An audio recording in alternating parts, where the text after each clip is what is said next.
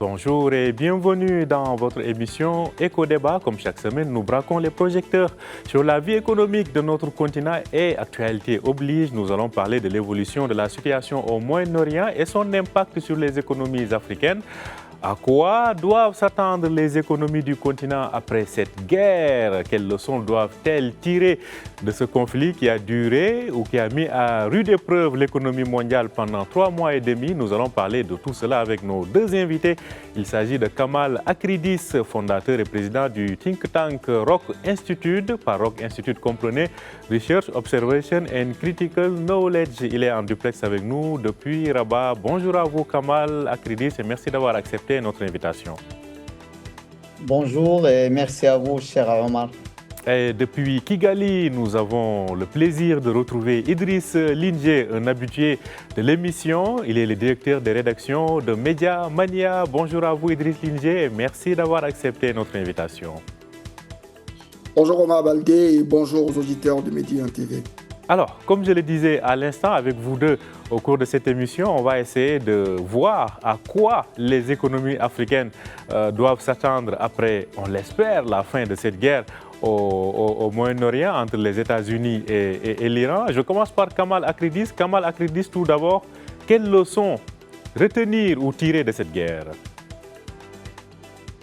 Alors, ce que je pense, c'est que je pense qu'il faut rester vraiment prudent sur les scénarios. Donc, si cette guerre prend fin rapidement, donc c'est bien, c'est ce qu'on souhaite. Mais les marchés africains, surtout vu qu'on parle de l'Afrique, peuvent avoir vraiment un impact à moyen et longue durée. Donc, comme vous savez, hein, il y aura toujours des conséquences économiques qui peuvent durer plusieurs mois. Donc, je pense que l'enjeu, c'est de limiter l'impact sur l'importation et l'inflation pour les pays africains. Donc, faire en sorte que l'inflation soit limitée. Idriss Lingé, avec vous, on a eu l'occasion de suivre l'évolution de cette guerre et son impact depuis son début. Alors, aujourd'hui, à l'heure où les États-Unis et l'Iran ont signé un accord pour mettre fin aux hostilités et engager des négociations, et je rappelle quand même qu'il y a eu déjà un faux départ par rapport à ces négociations qui devaient se tenir en Suisse, qui ont finalement été reportées, en attendant peut-être que d'autres dates soient fixées. Alors, Idriss Lingé, aujourd'hui, on semble en tout cas vouloir sortir de la phase d'affrontement et de son impact sur l'économie mondiale. Pour les économies africaines, qu'avez-vous eu à retenir durant ces 3 mois et demi? Bon, je pense que cette crise est déjà une crise supplémentaire, hein. Les Africains ont fait face à la Covid, ils ont fait face à la crise en Ukraine, et on ressasse toujours les mêmes inquiétudes. Est-ce que l'Afrique va résister? On a des scénarios de croissance qui vont aller au ralenti. Il y a aujourd'hui un risque réel, par exemple, sur l'augmentation des prix des produits alimentaires, selon les agences de notation comme S&P Global Ratings. Mais au final, je pense que l'analyse qui n'est pas toujours faite, c'est la distinction qu'il y a entre les impacts sur les dynamiques de relations financières de l'Afrique avec le monde et l'économie réelle. N'oublions pas que des prix alimentaires qui augmentent au niveau mondial, c'est aussi une très bonne chose, par exemple, pour les agriculteurs de la zone UEMOA et même du Nigeria, qui, profitant des prix élevés, s'étaient engagés dans des productions massives de produits alimentaires. Et effectivement, le fait qu'il y ait la guerre, avec le risque sur les engrais azotés notamment, rendait les coûts alimentaires plus élevés et leur donnait une prime sur leur investissement. Donc la question est aujourd'hui qu'on est en train de sortir petit à petit de la situation de crise, qu'adviendra-t-il de cette catégorie d'acteurs? Donc, il faut vraiment analyser ça sur le global enfin, pas sur le global, mais prendre pièce par pièce afin de pouvoir disséquer quels seront les gains et quelles seront les adaptations qui vont suivre. En tout cas, c'est à suivre. Alors, Kamal Akridis, pour rester toujours sur cette question, on a vu comment le secteur des hydrocarbures et de l'énergie, le pétrole, le gaz, hein, les carburants de façon générale, a été impacté. Par rapport à cela, pensez-vous que les pays africains se sont plutôt bien sortis par rapport au reste du monde? Bah alors, je vais répondre d'une manière vraiment générale. Donc, je pense qu'aujourd'hui, comment dirais-je, pour les pays africains, ils doivent vraiment jouer sur le fait de ne pas dépendre beaucoup d'un seul partenaire. Donc, d'aller voir avec plusieurs partenaires. Parce que si on va rester toujours avec les mêmes partenaires, au niveau de tout ce qui est énergétique, ou bien tout ce qui est industriel et tout, on va vraiment être impacté par la moindre des choses. Donc, mon conseil aujourd'hui, c'est quoi? C'est de multiplier nos partenaires. Et du coup, on va avoir un impact, on va dire, on va pas avoir un grand impact sur notre économie quand on a plusieurs partenaires. Par exemple, le cas aujourd'hui de l'Amérique, la guerre au Moyen-Orient, si les pays africains dépendaient de plusieurs partenaires partout dans le monde, je pense que ça va prendre quelques semaines, quelques jours pour switcher, je pense, d'un pays du Moyen-Orient à un pays qui se trouve, par exemple, dans l'Amérique latine ou bien qui se trouve dans l'Europe du Nord. Donc, voilà, donc ce que je pense et la conclusion pour répondre à votre question, cher Omar, c'est de multiplier les partenaires pour ne pas être impacté. Mais Mhm. aujourd'hui, on ressent l'impact parce que malheureusement, les pays africains dépendent beaucoup, beaucoup, beaucoup des mêmes partenaires. Et donc, je pense que c'est la leçon qu'on doit apprendre de cette guerre. En tout cas, sur le plan énergétique, justement, je vous propose de regarder ensemble ce sujet préparé par la rédaction. Depuis la réouverture du canal ou du détroit d'Ormuz plutôt, comment évolue la situation sur place et probablement son impact donc sur le reste du monde, y compris l'Afrique. Suivons ensemble ce sujet préparé par notre collègue Ounaïm.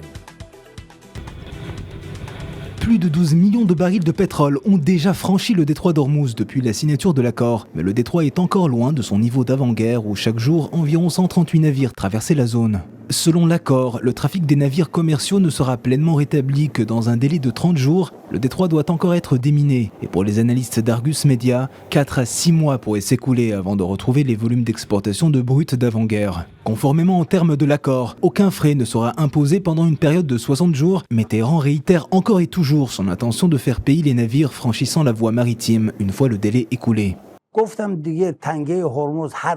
Je l'ai déjà dit, le détroit d'Ormuz ne reviendra pas à son état d'avant-guerre. C'est déjà le cas.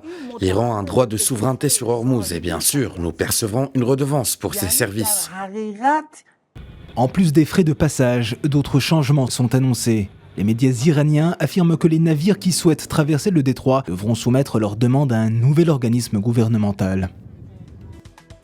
Alors, Idriss Lindjé, on vient de suivre donc ce sujet et on sait pertinemment que du côté iranien, il y aura un avant et un après-guerre. Alors, pour ce qui est de l'Afrique, on sait que l'Afrique est un continent qui dispose de ses ressources pétrolières et gazières. Avez-vous observé que pendant cette crise, Kamal le disait tout à l'heure par rapport à la diversification des partenaires, est-ce que l'Afrique a été au service de l'Afrique pendant cette crise-là, en termes d'importation pétrolière? On a vu un déclenchement avec la raffinerie de Dangote qui produit aujourd'hui près de 650 000 barils jour. On a vu Dangote approvisionner certains pays africains, mais il faut rappeler que ce mouvement de Dangote vers l'Afrique a débuté bien avant que l'escalade américano-israélienne ne se déverse sur l'Iran avec comme conséquence le blocage de fait du détroit d'Ormuz. Donc, il y avait déjà quelque chose qui se mettait en place. Et Dangote n'avait pas de choix parce qu'il est très, très, très, très combattu sur son marché interne, le Nigeria. Et aussi, il a besoin de vendre à l'export pour générer des revenus en devises qui lui permettraient éventuellement de pouvoir amortir ses coûts parce qu'il est obligé d'importer une partie de pétrole qui raffine. On a aussi vu des pays comme le Nigeria se faire approvisionner par des navires, je pense, russes.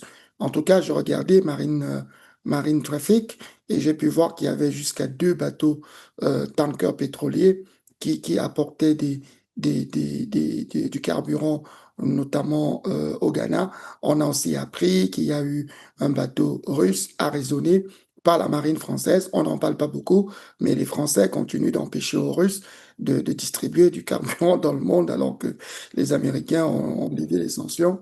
Donc on a vu des pays continuer de s'approvisionner vers la Russie ou alors avec des bateaux qui étaient pilotés par des armateurs ou des pavillons faux, mais Mhm. des pavillons qui ont mené Ce à la qu'on appelle Russie. les fameux pavillons fantômes. En effet, en effet. Mhm. Alors, Kamal Akridis, depuis Rabat, sur cette question énergétique toujours, si aujourd'hui on avait à tirer des leçons pour nos économies, finalement, qu'est-ce que cette guerre a vraiment révélé et mais surtout, qu'est-ce qu'il faut pour se prémunir?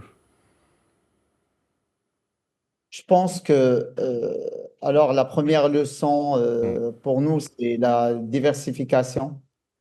Et il ne faut jamais dépendre, comme j'ai dit tout à l'heure, d'un seul ou bien d'une seule source d'énergie ou bien d'un seul partenaire. Donc, je l'ai cité avant. Et la deuxième leçon, c'est l'investissement dans les ressources locales. Vraiment, en Afrique, il ne manque ça. Donc, l'Afrique dispose d'un fort potentiel par exemple, le solaire, le gaz naturel. Donc, cette crise nous a montré que l'énergie n'est pas seulement un sujet économique, mais c'est aussi un sujet de souveraineté. Donc, les pays qui anticipent aujourd'hui seront plus, on va dire, résilients et résilients pour demain. Donc, voilà. Donc, pour moi, c'est deux axes, c'est-à-dire la diversification et l'investissement dans les ressources locales. Mhm. Mhm. Idriss Lindsay, sur la même question? Bon, je pense que nonobstant même la crise qu'on a vécue dans le détroit d'Ormuz, dans tout cela, ça rappelle juste ce que la Banque africaine de développement n'a cessé de répéter une fois de plus lors du sommet de ses assemblées annuelles à Brazzaville, au Congo, en Afrique centrale. Beaucoup de gens ont plutôt célébré un Maroc qui était le premier dans le classement de l'indice industriel, mais très peu de gens ont perçu ce que le Maroc représentait comme exemple en termes d'autonomisation de son économie. Par exemple, Abad rappelait que nous avons plus de 230 zones économiques spéciales qui ne fonctionnent qu'à 15% de leur capacité et produisent essentiellement pour des marchés extérieurs, obligeant l'Afrique à importer, ça maintenant ce sont les chiffres de l'agence Ecofin, pratiquement 480 milliards de dollars de produits manufacturés. Vous savez, ça n'a rien à voir avec Hormuz. Chaque fois qu'on a ce type de profil économique, on fera toujours face à des chocs extérieurs. La Banque africaine de développement rappelait aussi qu'il existe une épargne disponible de près de 4 000 milliards de dollars. C'est des chiffres qui ont été évoqués par Africa Finance Corporation en 2025 déjà, et la Banque africaine de développement a repris. Mais cet argent ne finance pas nos économies et nous continuons d'aller nous financer sur des marchés extérieurs. Or, quand il y a des crises comme celle d'Ormuz, les primes des risques augmentent, la crainte des investisseurs est plus grande et ils ont tendance à facturer plus cher ce qu'ils vont prêter aux pays africains. Donc, effectivement, l'Afrique ne doit prendre Hormuz que comme le déclencheur ultime d'une situation de fragilité et prendre exemple sur des pays comme le Maroc, l'Éthiopie, d'où j'ai été, j'ai passé 5 jours, qui sont vraiment des pays qui montrent que on peut prendre une voie d'autonomisation en Afrique. Il n'y a rien de mal à aller copier les Mhm. Marocains ou encore les Égyptiens. Voilà. Mhm. Justement, vous parlez de ces pays africains qui ont réussi à s'en tirer. Kamal Akridis, il y a le cas du Maroc. Il y a le cas du Maroc notamment. On a certes vu cette dépendance et cet impact quand même difficile sur le plan des hydrocarbures, mais de notre côté, en termes de production d'engrais, eh bien, le Maroc s'est retrouvé quand même très sollicité, un atout considérable pour le royaume.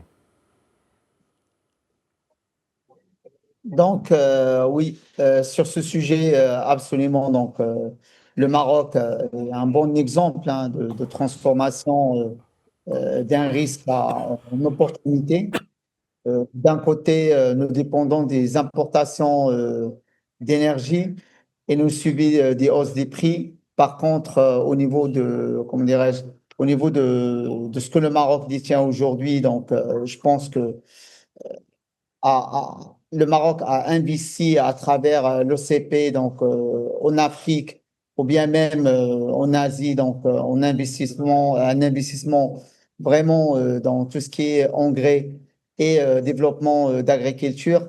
Donc, je pense que le Maroc était vraiment un exemple de comment on fait une transformation d'un risque en opportunité en pensant à long terme. Donc, le Maroc a pensé très loin et je pense que c'est dû à ça que le Maroc a su un peu, comment dirais-je, gérer ces situations d'une manière intelligente et ne pas subir, on va dire, l'impact qui se trouve à 5000 ou à 6000 kilomètres. Moi, je parle du Moyen-Orient. Évidemment. Alors, Idriss Lindié, le cas du Maroc en termes d'engrais et d'autres pays africains qui ont bien géré la crise? Alors, une fois de plus, hein, si on revient au cas du Maroc, ce n'est pas une situation de réaction, c'est une situation de préparation structurelle, c'est-à-dire que le Royaume a pris l'option d'utiliser sa ressource, de ne pas l'exporter de manière brute et d'en faire un atout de souveraineté sur les chaînes de valeur agricoles. Je pense que beaucoup de pays africains euh, ça a permis au Maroc aujourd'hui d'avoir une position plutôt enviable. Beaucoup de pays africains, malheureusement en Afrique subsaharienne, ne parviennent pas à occuper une place privilégiée, alors que parfois ils possèdent des ressources qui auraient pu servir de supplément à la crise dans le Moyen-Orient. Je prends un cas simple, les ports marocains ont été largement utilisés comme des zones de réexportation, alors qu'on faisait face à un trafic maritime qui était complètement bouleversé, alors que les pays africains, eux, n'ont pas pu profiter de ça parce que nous investissons beaucoup sur les ports, mais nous avons beaucoup moins d'interlands sophistiqués et ça ne nous permet pas d'avancer. Donc vraiment, je ne veux pas qu'on ait l'impression, et puis rappelons-le, c'est pas un accord de paix, c'est un accord cadre pour arriver à un accord de paix. C'est-à-dire que 2 mois après, si Trump a réussi à gagner ses midterms, il peut se ressouvenir que l'Iran est un petit démon, comme il le qualifie, et puis recommencer à le bombarder. Vous savez, avec ce président, rien n'est surprenant. Donc, les Africains doivent travailler sur le structurel et non pas être réactifs. Et les pays africains ont travaillé sur le structurel. C'est le cas du Maroc, c'est le cas de l'Éthiopie. Et c'est des cas qu'on peut copier avec beaucoup d'humilité, bien sûr, et sans aucune modération. En tout cas, c'est important. Alors, Kamal Akridis, parlons maintenant de la suite. À quoi faut-il s'attendre maintenant qu'on est en pause? On ose le dire comme ça pour le moment, mais au moins ces 3 mois et demi sont pleins de leçons qu'on a vues. Maintenant, pour les économies africaines, selon vous, quelle devrait être la suite? Alors, pour répondre à cette question, je pense que la priorité aujourd'hui est de transformer les leçons en actions concrètes. L'Afrique représente près de 18% de la population mondiale, mais moins de, je pense, si je me rappelle bien, 3% du commerce mondial. Donc, vous voyez, il y a déjà un décalage dans la formule et il y a donc un énorme potentiel à développer. Il faut vraiment investir dans les énergies, l'agriculture, les infrastructures logistiques Il faut aussi renforcer le commerce entre pays africains, qui représente encore seulement environ, je pense, 15% des échanges intercontinentaux. Donc, les pays qui vont anticiper aujourd'hui seront les gagnants de demain, ça c'est sûr. Et la résilience économique doit devenir vraiment pour les pays africains une priorité stratégique. Mhm. Alors, Idriss Voilà. Lindsey, oui, alors une priorité stratégique, je pense que tous les deux, vous avez répété pratiquement hein, la même expression, être dans la structuration, dans le stratégique. Idriss Lindsey, on sait qu'il y a des anticipations d'inflation, mais aussi de baisse de croissance. Sur le plan macroéconomique, à quoi faut-il s'attendre après? Est-ce que cette inflation ou ces répercussions de cette guerre sur les économies africaines prendra du temps à se faire sentir, mais quand même finira par venir et peut-être se terminera plus tard qu'ailleurs? Bon, vous savez, les cycles inflationnistes viennent et puis finissent par disparaître, hein. On avait pensé qu'avec la crise en Ukraine, on arriverait à des stades où les prix monteraient indéfiniment. Le Ghana et le Nigeria ont atteint des inflations incroyables de l'ordre de 57% ou 40%. Mais aujourd'hui, on est bien en recul. Donc, l'inflation fait partie des cycles économiques. Moi, ce qui me préoccupe davantage, ce sont les dangers cachés. Au cours de cette guerre, il y a eu beaucoup d'alertes que le monde n'a pas interprétées, publiquement en tout cas, qui ont été discutées par des investisseurs aguerris qui ne voient pas les conflits comme un problème, mais comme une opportunité. La première chose, les pays du Golfe ont compris qu'ils ne peuvent pas toujours compter sur les États-Unis. Et alors, beaucoup d'entre eux sont en train de redéfinir leur stratégie en termes de placement de leurs avoirs et il y a une vraie baisse de demande sur le dollar américain et les Américains sont très au courant de cela. On a vu des pays comme le Japon, on a vu d'autres pays avoir besoin de leur dollar pour pouvoir acheter le pétrole à un prix qui est en train de frôler les 120, 125 dollars le baril. Donc, du coup, beaucoup de gens se sont dit, il faut plus qu'on place notre argent dans les obligations américaines. Et comment les Américains réagissent? Bah, ils sont en train d'accélérer la mise en place de la dispersion de ce qu'on appelle les stablecoins, qui seront la prochaine étape d'ancrage du dollar sur le marché mondial. De l'autre côté, on avait craint que les pays du Golfe arrêtent de voir les pays africains comme une opportunité de placement. Mais on s'est plutôt rendu compte que les capitales du Golfe ont continué de soutenir les émissions d'emprunts par les souverains africains et même sont aujourd'hui demandeurs de placement en Afrique. Mais une fois de plus, ça, il appartient à l'Afrique de montrer qu'elle est intéressante. Je discutais avec le secrétaire exécutif de la Commission des Nations Unies pour l'Afrique et il disait qu'il parle avec ces gens lui disent qu'ils ont de l'argent, nonobstant toute crise, ils ont de l'argent. Le défi, c'est comment nous apportons le potentiel ou alors l'opportunité que représente l'Afrique. Donc, une fois de plus, il ne faut pas qu'on soit manichéen. Il y aura certainement des cycles négatifs et il y aura des cycles beaucoup plus positifs, mais il appartient aux États africains de changer leur attitude d'acteurs passifs de l'économie internationale et devenir des acteurs véritablement dynamiques. Et je ne cesse de le dire, comme le Maroc, euh, comme l'Égypte, comme l'Éthiopie, ou peut-être avoir des champions comme Aliko Dangote, qui sont de véritables exemples pour le continent. Mhm. Alors, Kamal Akredis, vous observez le cas du Maroc. Justement, Idriss Lindsey aime bien citer le Maroc en exemple, hein, et pour des raisons bien évidemment concrètes. Hein, ce sont des faits établis sur plusieurs secteurs. Alors, Kamal Akredis, le cas du Maroc, par exemple, si on avait à l'étudier par rapport à cette guerre-là, qu'est-ce que vous en tirez comme leçon?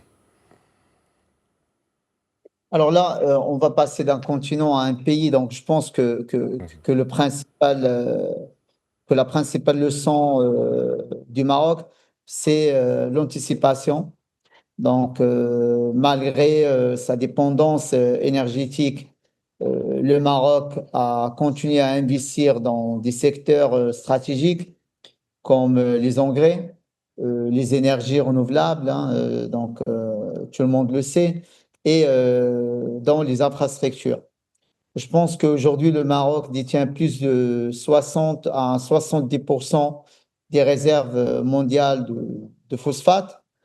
C'est pour ça que j'avais cité l'OCP, euh, ce qui lui donne, je pense, une position stratégique dans la sécurité alimentaire mondiale. Et en parallèle, le Maroc vise plus de 50% de capacité électrique renouvelable. Cette crise, du coup, montre qu'il faut transformer ces ressources naturelles en avantages économiques et durables. Donc, pour moi, le Maroc est un bon exemple de résilience et de vision à moyen long terme. Le Maroc, donc, un bon exemple de résilience, en tout cas durant cette crise. Idriss Lindje, on reste sur le Maroc. Et je le disais, vous aimez toujours citer l'exemple du Maroc après cette crise-là. Selon vous, quelle doit être la direction à prendre pour des pays comme le Maroc dans le continent? Alors, déjà, ce qu'il faut dire, c'est que le Maroc n'est pas non plus protégé de ses propres défis internes, hein. Il y a quand même une fracture sociale qui est souvent relevée lorsqu'on discute avec des personnes dans la population. Mais nous parlons des questions macro. Par exemple, on parle du plan énergétique. Aujourd'hui, les Marocains qui n'ont pas non plus un bassin hydrographique aussi diversifié, par exemple, que le Cameroun ou la République démocratique du Congo, ou qui n'ont pas le potentiel gazier d'un pays comme le Nigeria, a compris très vite qu'il fallait investir sur le renouvelable, ce que rappelait mon confrère de cette discussion aujourd'hui. Donc, je pense que ce que le Maroc apprend aux autres pays africains, c'est qu'il faut anticiper les crises. Vous savez, ce que le Maroc apprend aux autres pays africains, c'est que lorsque il pleut, ceux qui ont prévu un parapluie sont protégés des gouttes de pluie et ceux qui n'avaient rien prévu se plaignent d'être mouillés. Donc les autres pays africains attendent pour être voir à quelle sauce ils vont être mangés, mais on voit bien qu'il y a quelques pays qui ont anticipé, travaillent sur la résorption des problèmes sociaux qui ne finissent jamais parce que la population a toujours besoin davantage qu'on leur accorde en termes de biens et services sociaux. Donc, je pense que ce que l'Afrique doit retenir, c'est que nous devons sortir de la réaction pour entrer dans la proaction. Et aujourd'hui, même le message des leaders africains, quand vous écoutez un président comme Ruto, qui était le seul, non, il n'était pas le seul, je pense qu'il y avait aussi l'Égyptien, qui était le président qui allait parler au nom de l'Afrique lors du récent sommet du G7, il a dit, arrêtez de voir l'Afrique comme un problème, mais apportez-nous les garanties qui permettent de déployer le financement et d'amorcer un vrai développement. Là, on ne parle pas d'Ormuz, on ne parle pas de la crise en Ukraine, on parle des problèmes intrinsèques que nous ne parvenons pas à résorber. Donc, je pense que peut-être que nous le répétons tout le temps, nous le disons tout le temps et que peut-être les gens ont l'impression que ça devient redondant, mais peut-être qu'il faudra qu'on le dise sur les 10, 15, 20 prochaines années, en tout cas jusqu'en 2063, qui est l'agenda d'émergence de l'Union africaine. En tout cas, c'est important. Alors, Kamal, avec vous, on parle toujours de perspective. Je pense qu'on a vu les leçons, on sait peut-être à quoi s'attendre. Alors maintenant, comment faut-il pour se prémunir? Il y a eu le Covid, la guerre en Ukraine. Maintenant, c'est cette guerre au Moyen-Orient que l'on estime, en tout cas, terminée. Que faut-il aujourd'hui pour se préparer au choc futur? Alors, je pense que la clé aujourd'hui, c'est la. Aujourd'hui, je vais répéter ce terme pas mal de fois, c'est la résilience. Donc, voilà, comme vous venez de dire, hein, donc on a eu le Covid, la guerre en Ukraine, maintenant on a des tensions en Moyen-Orient. Donc, les crises deviennent plus fréquentes. Pour se préparer vraiment, pour moi, il faut diversifier ses partenaires économiques et sécuriser ses chaînes d'approvisionnement. Il faut aussi investir dans les énergies, donc dans l'énergie en global, l'agriculture et l'infrastructure, et surtout sur la production locale. Aujourd'hui, les pays qui dépendent des importations sont plus exposés au choc. Et je pense que la meilleure protection n'est plus de réagir aux crises, mais c'est l'anticipation. Et du coup, pour moi, anticiper les crises, c'est vraiment la clé aujourd'hui. Parce en anticipant, on va mettre des roadmaps, on va mettre ce qu'on appelle dans les domaines militaires ou paramilitaires le contingency plan. Donc, quand on va avoir une crise, on va avoir un plan A, B, C, D, donc on ne va jamais être impacté, ou Mhm. bien l'impact va être vraiment très, très, très, très minimal. Voilà. Mhm. En tout cas, c'est important. Idriss Lidje, avez-vous senti qu'au cours de cette guerre, il y a eu une stratégie collective, continentale, concertée pour répondre de façon collective à ce défi qui s'est posé à l'économie africaine? Bon, j'ai envie de dire que il y a peut-être eu certainement ce type Mhm. de concertation collective. Tout au moins, si on prend le cas des réunions des grandes institutions de financement du développement ou alors des institutions qui réfléchissent le développement de l'Afrique, comme par exemple la Commission des Nations Unies pour l'Afrique, je pense qu'il s'est même réuni, je crois que c'était à Tanger récemment. Bien Il y a eu les évidemment, c'était au rencontres. mois d'avril à Tanger. Voilà, il y a eu les rencontres de Mhm. la Banque africaine. Bon, il y a eu le forum organisé par le président Emmanuel Macron, le président français, à Nairobi au Kenya, où il y a eu un ensemble de présidents africains. Il y a eu d'autres grands événements qui ont mobilisé des décideurs africains, dont forcément ils ont parlé.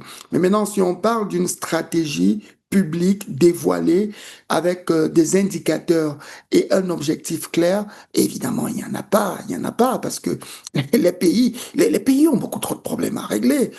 Tinubu, au Nigeria, doit gérer la question de l'insécurité. Au Ghana, on est encore en train de rattraper une économie qui a souffert de pratiquement 2 ans de quasi-hyperinflation. Dans le Sahel, on essaye de se remettre comme on peut avec les attaques djihadistes dans des pays comme le Mali. Le Sénégal est empêtré dans des problèmes politico-internes où le président n'entend plus avec son ancien allié.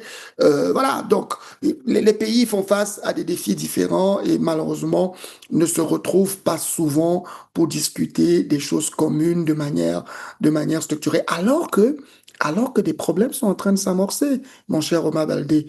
Par exemple, on a noté que la Réserve fédérale américaine n'a pas baissé les taux. Le nouveau gouverneur de la Fed était venu avec pour mission de baisser les taux, mais il n'a pas baissé les taux parce qu'il y a un vrai problème. Il y a un problème qui, selon les analystes américains, sont en train de prédire d'une nouvelle crise financière internationale. Les médias ont célébré l'arrivée de Starlink ou SpaceX avec des trillions de dollars, mais beaucoup d'analystes disent que cela est la marque d'une économie qui a cessé de fonctionner et qui va vivre une nouvelle crise. Donc, les Africains sont prévenus. Peut-être que Hormuz est en train de passer, mais une nouvelle crise est en train de se dessiner avec ses défis et ses opportunités. À eux de voir. S'ils veulent continuer d'être passifs, très bien. Mais s'ils veulent vraiment avancer, bah, qu'ils écoutent l'intelligentsia de leurs concitoyens et puis qu'ils Oui, fassent des choses différemment. Idriss Lidje, vous parlez d'une nouvelle crise qui se profile à l'horizon. Quel type de crise? Bah, elle serait cette fois-là financière parce que on note déjà qu'il y a une vraie fragilité sur le dollar américain, la Réserve fédérale qui n'a pas baissé les taux, qui a maintenu les taux stables, c'est une grosse alerte. La difficulté pour les Américains de maintenir le principe du privilège du dollar aujourd'hui, en plus avec la guerre du Golfe, la guerre en Iran, les pays arabes, ils ont retenu, hein. Ils ne vont plus être les financiers de la dette américaine. Donc, beaucoup d'analystes disent d'être très, très prudent et que cette nouvelle crise financière pourrait être beaucoup plus grave. Et d'ailleurs, un autre problème, d'ailleurs, qui a été signalé par le FMI, mais mollement, le volume des emprunts privés atteint les 4 000 milliards des dollars, ce qui est un vrai problème pour le secteur financier mondial. Et on le sait, quand le secteur financier des grands pays s'enrhume, bah, les petits pays toussent terriblement sur le long terme. Alors, je reste justement, on est en train de voir les perspectives, on anticipe un peu avec Kamal Akridis. Vous, au niveau de votre think tank aujourd'hui, Idriss Lindié parlait de crise financière qui peut se profiler à l'horizon. Quand on parle de crise aujourd'hui, probable, qui devrait se poser, que voyez-vous? Alors, je pense qu'aujourd'hui, je vois principalement trois risques. Le premier, c'est l'énergie. Je pense une hausse durable des prix peut ralentir la croissance. Le deuxième, c'est l'endettement donc, de plusieurs pays. Donc, comme vous savez, hein, on a plusieurs pays aujourd'hui qui sont endettés et ça devient de plus en plus coûteux avec des taux d'intérêt élevés. Et le troisième, c'est la perturbation des chaînes logistiques mondiales. Donc, on l'a vu avec le Covid et les différents conflits. Donc, ce ne sont pas forcément des crises isolées, mais des crises qui peuvent se cumuler. C'est pour cela que l'anticipation et la diversification restent les meilleurs outils ou bien les meilleures solutions pour protéger nos économies. On a par exemple, là, je vais parler de le troisième point, donc les perturbations logistiques. Au niveau de port de Casablanca, on a vraiment on va dire des queues, donc des listes d'attente pour les navires et tout, qui dépassent les 40 à 50 jours d'attente. Ce qui est énorme, c'est du jamais vu pour un port comme le port de Casablanca. Et je pense ça va être, ou bien c'est la même situation pour plusieurs ports africains. Ça, c'est juste un exemple de la perturbation logistique au niveau mondial. Ce qui aussi témoigne aussi de de la forte sollicitation de ces ports africains qui donc est une conséquence de ce contournement du continent. Donc on sent que les ports africains ont été extrêmement sollicités dans ce sens-là. Alors, Idriss Lindié, on a parlé d'une probabilité de crise financière. Kamal Akridis vient de nous évoquer trois types de crises possibles. Cette crise de la dette au niveau énergétique, entre autres. Alors, pensez-vous que nous sommes aujourd'hui outillés à faire face à tout cela? Oui, je pourrais dire que nous sommes outillés. Je pense que on a des outils, mais on ne veut pas les utiliser. Vous savez, c'est comme si vous voulez fendre du bois de chauffe, mais vous n'avez pas envie d'utiliser une hache parce que vous estimez soit que vous ne savez pas l'utiliser, soit que vous aurez des ampoules sur les doigts. Nous avons des outils. La Banque africaine de développement a mis en place ce qu'on appelle le NAFDA, la nouvelle architecture financière pour le développement de l'Afrique. Il faut que les pays se l'approprient. La Commission des Nations Unies pour l'Afrique aujourd'hui travaille à mettre en place des chaînes de valeur régionales avec des expertises régionales toujours, mais disons internationales. C'est le cas par exemple entre la RDC et la Zambie, où on essaye de développer une diversification, comme disait mon collègue, dans le sens comment dire, dans le sens de pouvoir transformer les minéraux critiques, coltan, cobalt et cuivre, une première transformation avec l'expertise marocaine, par exemple. Donc, il y a des outils qui sont mis en place à différents niveaux. Et d'ailleurs, je regardais l'autre jour des statistiques de l'agence Ecofin sur les projets énergétiques. Il y a pratiquement jusqu'à 590 mégawatts de projets d'énergie solaire qui sont annoncés sur le continent africain. Bien sûr, la plupart de ces projets, c'est des pays comme l'Algérie, l'Égypte ou encore même le Maroc qui est un champion. Mais voilà, ce sont des outils qu'on peut utiliser pour se prémunir, notamment de la dépendance extérieure. Et rappelons-nous, la concurrence, elle est rude. Si je ne prends que le secteur énergétique dont parlait mon collègue, est-ce que vous savez que la Chine aujourd'hui a 3200 mégawatts de capacité installée et est en train de travailler sur 3900 mégawatts, pendant que l'Afrique, même si elle réussit tous ces projets qui sont en train d'être examinés, n'aura que autour de 1000 mégawatts d'énergie électrique. Ce n'est pas possible. La Chine a 1,4 milliard, aura peut-être 7000 mégawatts de capacité installée. L'Afrique n'a que 1000 mégawatts, ce sera très, très compliqué de pouvoir s'en sortir. Donc, il y a des outils, il faut qu'on Mhm. les utilise tous et qu'on avance et qu'on arrête de réfléchir, de faire des séminaires, de Mhm. faire des rencontres avec beaucoup de familles. Aller plus dans le concret. Alors, vous avez utilisé, parlé d'une thématique intéressante, et là, c'est pour poser la question à Kamal Akridis. Vous avez parlé des énergies renouvelables. Kamal Akridis, vous l'aviez aussi évoqué tout à l'heure. Alors, on a vu comment cette crise a montré encore la prééminence des énergies fossiles sur... les énergies fossiles restent encore le carburant du monde. C'est une vraie alerte pour accélérer dans la transition énergétique. Donc, alors, je pense que cette crise nous rappelle une chose, hein, c'est que malgré tous les progrès réalisés, je pense qu'on parle de plus de 80% d'énergie consommée dans le monde provient encore des énergies fossiles. Euh, donc, je pense que dès qu'il y a une tension géopolitique, les marchés réagissent immédiatement. Donc, pour moi, c'est un signal fort pour accélérer la transition énergétique. Le Maroc est d'ailleurs bien positionné hein, avec ses investissements dans le solaire, par exemple. Donc, l'objectif n'est pas de remplacer les énergies fossiles euh, du jour au lendemain. Donc, c'est une transition qui prend pas mal de temps, qui nécessite des études, qui nécessite des analyses, mais quand je parle du jour au lendemain, ce que Mhm. je parle de réduire d'une manière progressive notre dépendance, plus un pays diversifie son mix énergétique, je pense que plus il devient résilient face à ce genre de crise. Mhm. En tout cas, la diversification permet aujourd'hui de se prémunir de cette crise énergétique. Alors, Idriss Lindié, il nous reste une dizaine de minutes, hein, peut-être même moins. Idriss Lindié, aujourd'hui, on a vu cette crise énergétique sur le plan, on a parlé tout à l'heure de l'OCP, notamment sur le plan des engrais.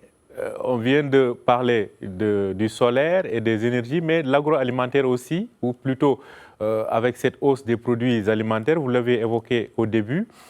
Dans ce sens-là, quelle perspective voyez-vous se dessiner pour le continent? Je pense que toutes les perspectives peuvent être positives. Tout dépend de comment on se positionne par rapport aux objectifs qu'on veut atteindre, hein. Je pense qu'on a un marché de 1,4 milliard de personnes. Vous savez, quand vous êtes en Afrique de l'Ouest ou en Afrique centrale, et même en Afrique de l'Est, où je suis actuellement, les gens sont plutôt costauds. Ce qui veut dire qu'il y a une vraie demande potentielle en termes de produits agroalimentaires. Mais je crois qu'une fois de plus, c'est parce que les outils tarde encore à être utilisé de manière optimale. Nous avons par exemple le projet de zone de libre-échange économique continentale africaine. On l'embine là-dessus, alors que franchement, on devrait se lancer et sortir de réflexions parfois trop techniques, parce que ce qu'on ignore souvent, c'est que entre les frontières proches, les Africains s'échangent déjà entre eux. Du maïs de l'Ouganda ou encore du haricot du Rwanda sont mangés à l'est de la République démocratique du Congo.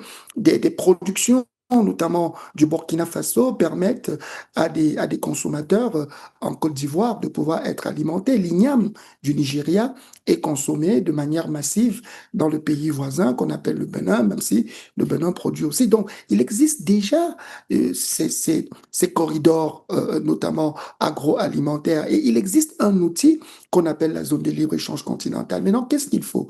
Il faut qu'on avance, par exemple, sur les corridors logistiques. Il a raison. Le collègue, l'un des vrais problèmes logistiques, au-delà des ports, parce que la vérité, les ports africains subsahariens ne sont pas congestionnés dans le sens de Casablanca, mais ils sont congestionnés parfois parce que l'infrastructure de l'Interland manque. Il faut qu'on travaille sur l'infrastructure de l'Interland. Aujourd'hui, il y a des routes qui existent, mais qui ne sont pas formalisées. Comme par exemple, vous pouvez partir normalement de Yaoundé au Cameroun. Alors, que dis-je? Vous pouvez partir de Lagos au Nigeria jusqu'à Mombasa au Kenya, en passant par des routes qui malheureusement ne sont pas bitumées, qui traversent l'est du Cameroun, tombent dans le nord-est de la RDC, continuent dans l'Ituri, continuent en Ouganda, et puis tombent sur des corridors routiers plus structurés au niveau du Kenya. Donc, il existe aujourd'hui des nervures, des infrastructures, des solutions, des outils. Il faut juste que l'Afrique se mette à travailler et tire les bons exemples. Je ne le répéterai jamais assez. Je ne fais pas de la publicité pour le Maroc, mais il est fascinant de voir que le pays a su travailler son autonomie. Et je rappelle que c'est l'un des rares pays en Afrique qui est une balance des services excédentaire, ce qu'on ne retrouve dans presque aucun pays Alors, industrialisé qu'est l'Afrique du Sud. En tout cas, je sais que Idriss Lindié, vous êtes un spécialiste des chiffres à l'agence panafricaine Ecofin et que ce que vous dites, hein, c'est basé sur des données réelles. Vous n'êtes pas en train de faire des éloges au royaume du Maroc, hein, en tout cas que vous connaissez et que vous avez pu voir et constater de visu ce qui s'y passe. Alors, Kamal Akridis, une dernière question à vous. Aujourd'hui, cette guerre, au cas où elle venait à reprendre, à quelles conséquences vous attendez-vous sur nos économies? Ok. Bah déjà, j'espère que ça va pas se répéter. J'aimerais bien être positif, mais si le conflit reprend, donc le premier impact sera probablement sur les prix de l'énergie. Qui parle des prix d'énergie, donc on parle du transport. Et qui parle de transport, donc on parle de la logistique. Donc il y aura un impact vraiment à 360 degrés. On sait qu'une grande partie, du pétrole mondial transite par cette région stratégique. Donc, une nouvelle escalade pourrait faire monter les coûts pour les entreprises et les consommateurs. Pour les économies africaines importatrices, cela signifie plus d'inflation, ça c'est sûr, et une pression sur les pouvoirs d'achat. Mais aujourd'hui, nos économies sont mieux préparées. Je ne parle pas de tous les pays africains, mais pas mal de pays africains ont bien appris de ces leçons, donc ils sont en train de se préparer pour ce genre de situation. Et je pense que les leçons du Covid et des crises récentes ont montré l'importance de l'anticipation et de la diversification. Donc, c'est ce qui fera la différence demain, je pense, c'est la diversification des partenaires. Voilà. La diversification des partenaires, en tout cas, vous l'avez évoqué à plusieurs reprises. La même question à Idriss Lindié. Au cas où, on ne le souhaite pas, cette guerre venait à reprendre. Bon, déjà, j'espère que les dirigeants africains n'ouvrent pas le champagne et disent, oh, le conflit est terminé. Vous savez, le conflit, c'est comme un astéroïde qui tombe sur la planète Terre avec des petits morceaux de cailloux tout autour. Vous pouvez détruire l'astéroïde, mais si vous n'avez pas canalisé les morceaux de cailloux, vous allez quand même être impacté. Déjà, il faut noter que les prix du carburant ont été absorbés sur les 6 prochains mois. Ce qui veut dire que malheureusement, sur les 6 prochains mois, on risque d'avoir un carburant qui est élevé et dont des produits pétroliers raffinés dont le prix continuera d'être élevé. Les prix qu'on voyait aujourd'hui augmenter, ce n'étaient pas les prix du carburant en spot, forcément. La majorité du carburant est vendu en contrat futur.